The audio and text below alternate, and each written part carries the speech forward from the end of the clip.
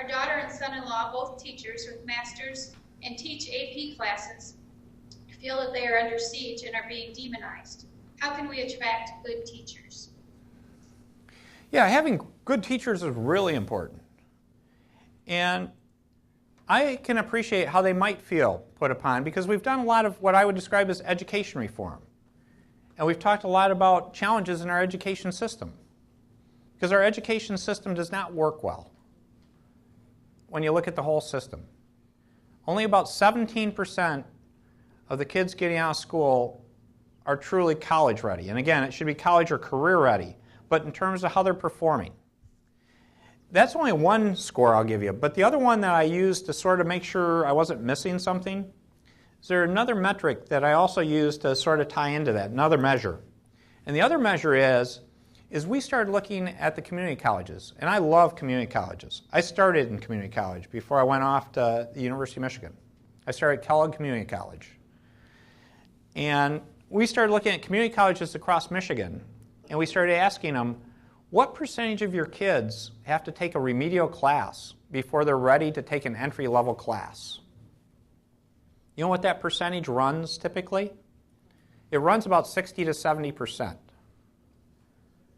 That's a travesty to say you have kids that have a high school diploma and they have to take a remedial class before they can take an entry-level class. That's not right either.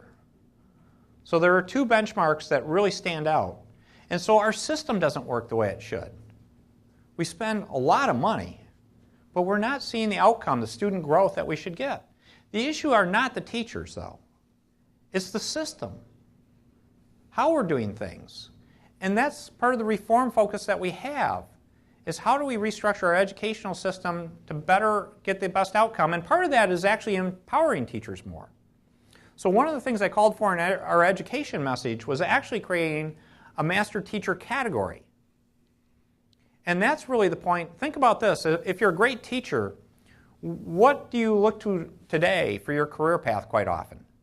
In terms of you want more money or rewards, you want to keep on moving up the so-called ladder.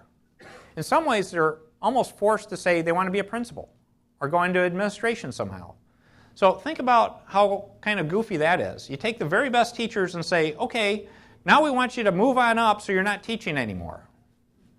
That doesn't make a whole lot of sense to me because we didn't create another path for them, though.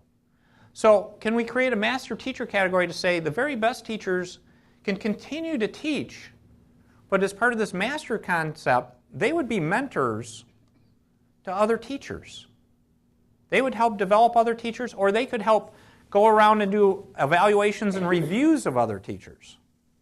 So one of the things we just put in this last budget is a whole program that's being led by many of the deans of the schools of education in Michigan is a teacher effectiveness tool to say how do we develop a system to help teachers improve their own performance in a thoughtful, good way. The other one is I'm really excited about is there's some new great things coming about education.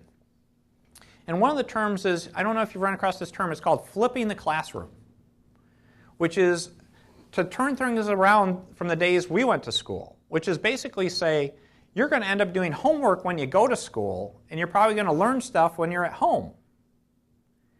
And they're going to leverage technology to be able to track how you're doing. And I'll use math as an illustration. With technology now, literally they could keep track if you do everything on the computer. And again, there's a question of access to computers or netbooks or the tools for all our kids. But you could track all that. So right now, a teacher traditionally has to teach sort of the average of the class. They have to pick what point they want to teach to. And it's hard for them to keep up on one student getting in trouble in a particular area versus another student in another area, knowing where everyone's at every moment. Now with technology, you can literally see every problem they got right, every problem they got wrong, how long it took them to get an answer. And be able to work with those kids individually then.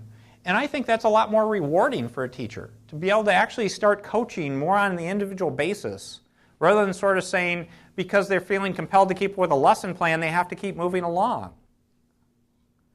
So I think there's some cool things. And again, this is very early stage, but there's a lot of exciting things I think we're going to see over the next 5 and 10 years in education that hopefully are going to get teachers all fired up as we get through this phase of making the transition and the reforms.